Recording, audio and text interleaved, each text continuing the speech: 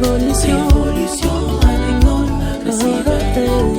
Amukawe, Kataifa la Congo, tulime shamba ili tuishi, tulime tabasamu letu, mapinduzi makali ya kilimo.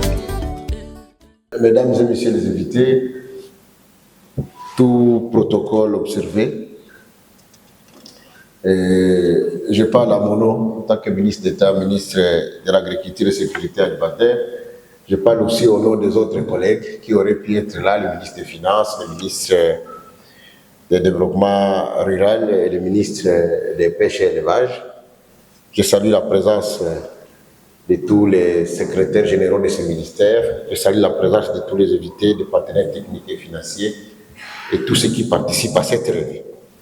Donc, c'est un honneur pour moi de procéder ce jour à l'ouverture soirée de cet atelier centré sur la revue annuelle du portefeuille FIDA, République démocratique du Congo. Notre pays est très reconnaissant du soutien de FIDA dans l'appui aux initiatives du gouvernement et plus particulièrement aux initiatives du ministère de l'Agriculture et de la Sécurité alimentaire à travers la mise en œuvre de projets et programmes de développement agricole en milieu rural. Pour les jours à venir, le gouvernement estime que les partenaires techniques et financiers, FIDA, BAD, Banque mondiale, AFD, Union européenne, devraient mettre en place des programmes communs ou parallèles sous la coordination stratégique de haut niveau afin d'être plus efficaces et plus cohérents. Pour ce faire, le ministère de l'Agriculture a soumis au gouvernement la stratégie globale de mise en œuvre de la revanche du sol sur les sous-sols, telle que tracée par le président de la République Antoine Félix Tshisekedi Tshilombo, une stratégie en harmonie avec la politique agricole nationale et qui constituera désormais les guides des interventions des acteurs dans le secteur agricole et de tous partenaires techniques et financiers dans ce secteur. Cette stratégie validée par le Conseil des ministres met l'accent sur le développement de la filière sémencière, la promotion des fertilisants et la lutte contre les pestes, la mécanisation agricole, l'intensification de la production agricole des cultures pérennes d'exploitation, le café, le cacao et les palmiers et des cultures vivrières en mettant l'accent sur les systèmes d'irrigation et d'infrastructures hydro-agricoles. Et puis les infrastructures de stockage, de transformation, de commercialisation et la valorisation du service agricole.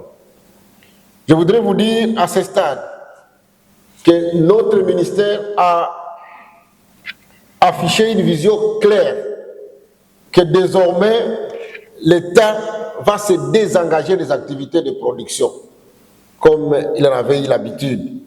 Il va se concentrer sur les activités d'accompagnement des agriculteurs.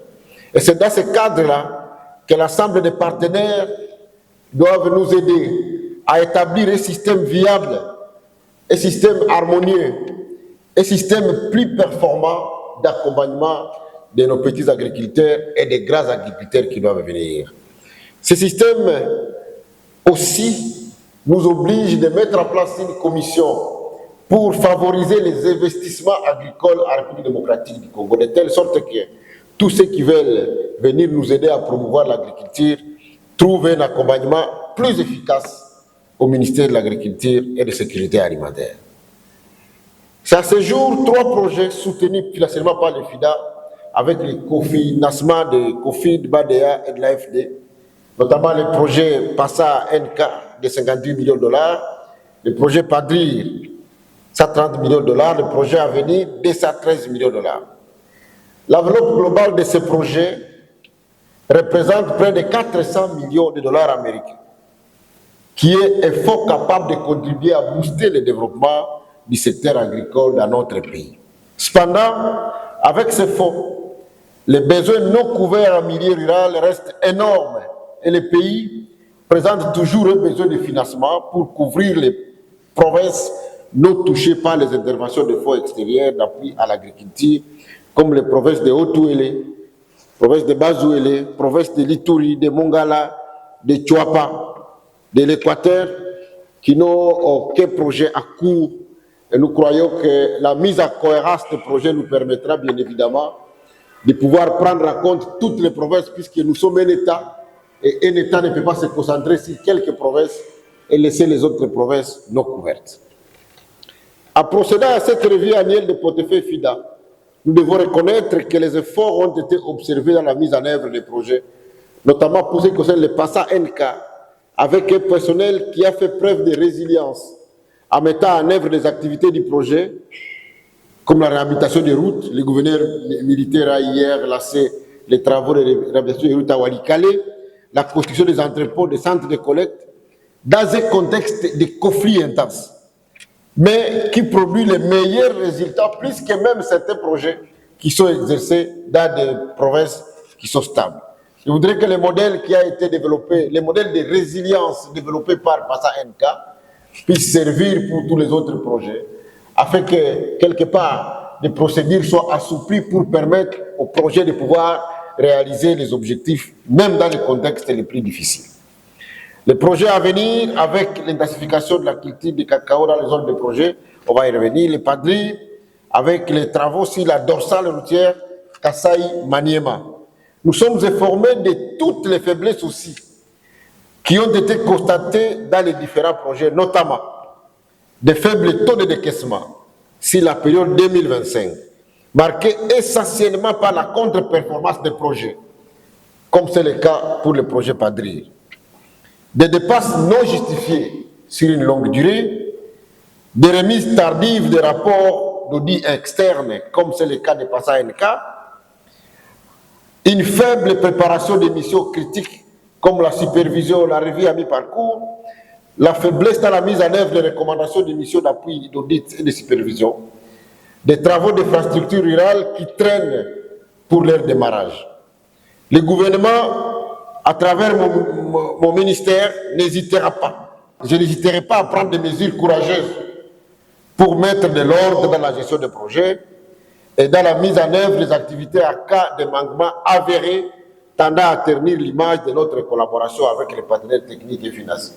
Je crois que pour le dire de manière plus claire, je vais lire tous les rapports qui ont été faits et là où nous devons prendre des mesures, si c'est des mesures qui vont consister à remplacer les équipes de pilotage des projets, on va les prendre courageusement puisqu'on ne peut pas avoir de fonds. On a besoin de fonds pour développer notre agriculture et nous retrouver dans des situations où nous ne savons pas utiliser ces fonds. C'est inacceptable, c'est de l'incompétence, donc on prendra des mesures qui s'imposent. Pour la nouvelle période 2026 à 2032, un accord avec le ministère des Finances, qui est le gouverneur pays, le ministère de l'Agriculture a exprimé le vœu de dupliquer et de mettre à l'échelle les bonnes pratiques de PASA NK à d'autres provinces environnantes et s'inspirer de ces leçons apprises dans ce projet pour maximiser les chances de succès. Cette mise à l'échelle devra s'aligner à toutes les initiatives tendant à promouvoir les activités autour du couloir vert Kivu-Kinshasa et au respect des mesures environnementales. C'est donc à ce mot que je vais ouvrir les travaux de l'atelier de revue du portefeuille de FIDA, République démocratique du Congo. Je dis et je vous remercie. Cultivons la terre, récoltons la vie. L'agriculture est notre sourire. Révolution agricole agressive.